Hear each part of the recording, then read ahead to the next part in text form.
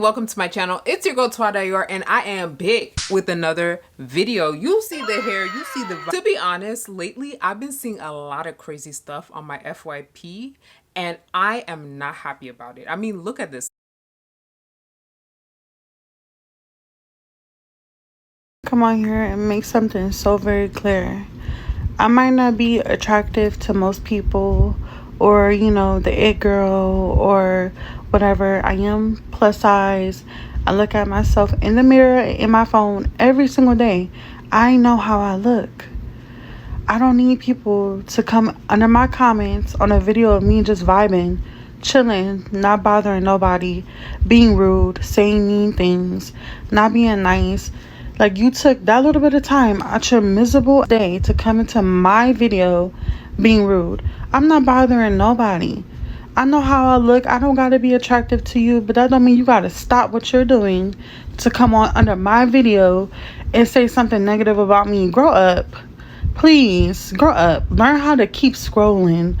Learn how to just scroll. Just keep like that. But what, I've never been the person that's like people's crush or anything like that. But what I really don't like is when people, specifically guys, are mean to you because they think that you like them because other people find them attractive. I'm aware that I'm not that pretty, so if I see somebody that's really attractive, I automatically know, like, I don't necessarily have a shot with you at all.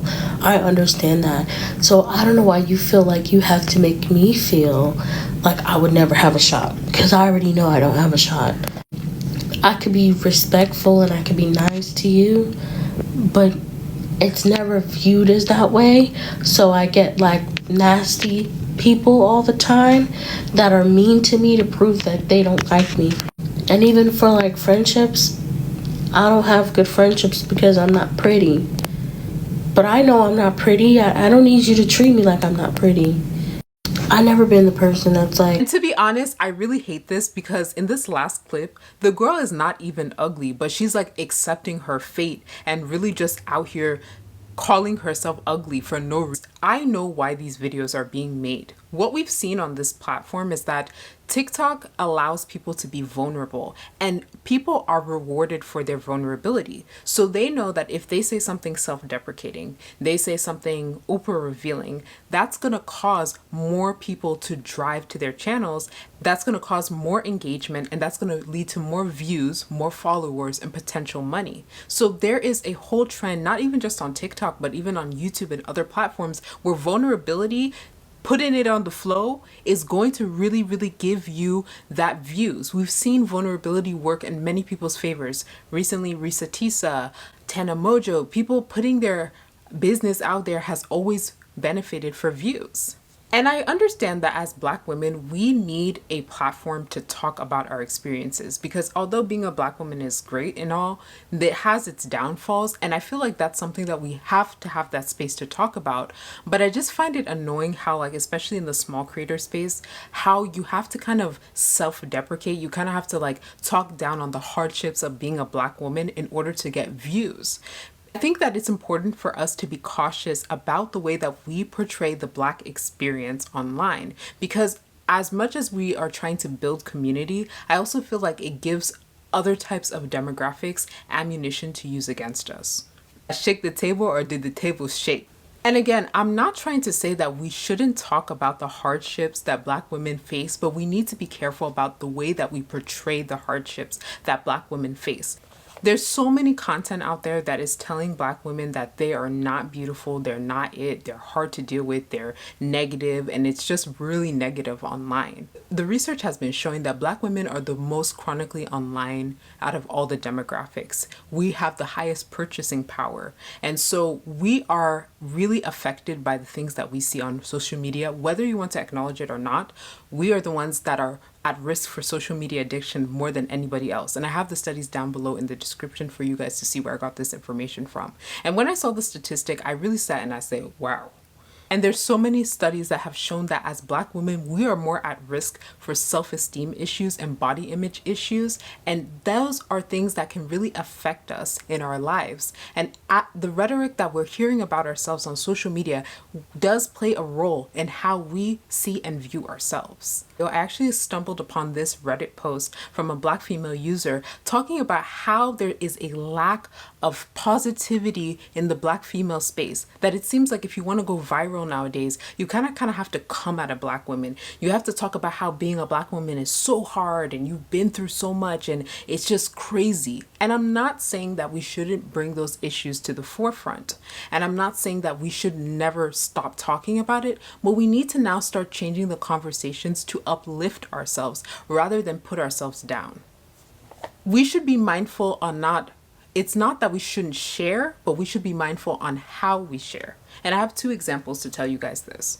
So with a hustle culture mindset, with a go-getter mindset, with a get it out the mud mindset, now as I've entered into my walk with Christ and I'm really learning to trust him, and I'm also learning not to work in my own strength, it's like he constantly has to remind me that even if you say no to one opportunity, even if you choose today not to work, not to push yourself, I'm still working. I'm working in your sleep. And I just know that that reminder is so healing for me, especially as a Black woman who has literally felt like if I don't do it, nobody else is going to do it for me. So when he talks to me and gently reminds me that, hey, even if you're not working, even if you're not productive, even if you're not pushing out all of the content, even if you're not going 110% all of the time, even if you're not working late hours, I'm still working. Now, I recognize that there's a certain amount of effort that we have to put in, but since the beginning of the year, the Lord has reminded me that he is my partner in this thing. He is my business partner. He is my partner in the workplace. He's my partner in my relationships. He is my partner. He is my provider, and he is with me. And just as he is all of those things for me, he is all of those things for you. So I wanted to just remind you guys in this season of your life, if you've been struggling with this yourself. Hey everyone, so I really love this first video because the creator is so genuine and so honest. She's bringing up an issue that a lot of Black women face. And she is not only just giving that issue, but she's talking about how she was able to overcome that issue and the positive silver lining. So when you finish watching that video, you don't only just get the issue, that hustle culture, that feeling that we have to work harder than everyone else, you're also getting how is she's trying to help the issue, and you leave feeling encouraged and you leave feeling inspired. You can see how I like the video. But that's an example of taking an experience that you're going through and making something out of it so that the viewer doesn't feel stuck. I just love the video personally too as well. Even if you're not faith-based, I think there's a lot that you can benefit from this type of video. So be more attracted to, it's the truth. Even if the dark skin woman is 10 times more attractive than the light skin woman, because I've had situations.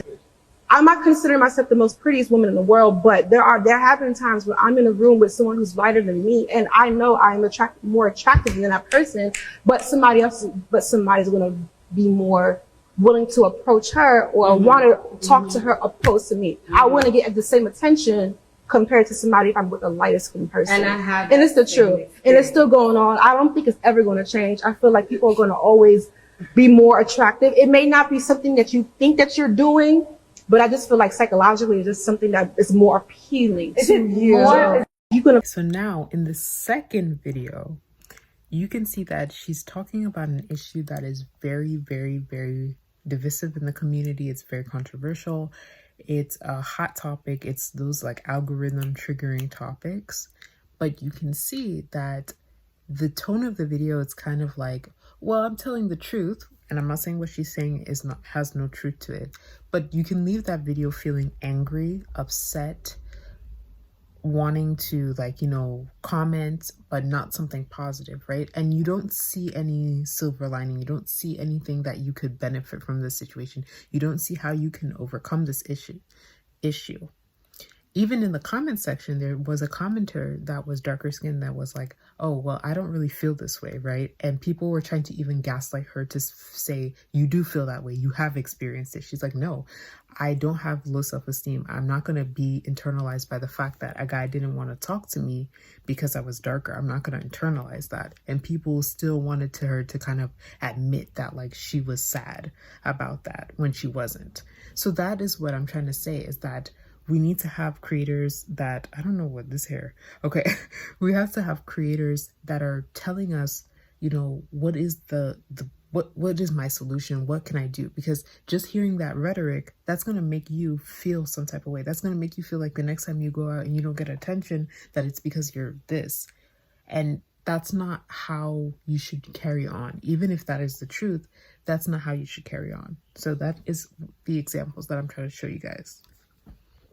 The younger girls that are coming up after me, I don't want them to be on social media feeling like because they're darker skinned or because they're black, they can't aspire to be great in this life. I don't believe that. I'm sorry, call me Delulu, but I don't believe that. I do not believe that you are on this earth for a reason and the sky is your limit. You might have different hurdles than the next girl, but you are capable of attaining your wildest dreams.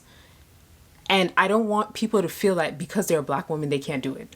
Because as we've been seeing, the black girls are killing it. They are killing it. They are killing it. We should be pushing towards being our best self. Why are we always fighting about dating experiences and fighting about fake friends or fighting about all these low vibrational stuff that doesn't uplift us? And even when these topics are being brought up, people are not providing any valid solutions. They're just telling you that system doesn't favor you.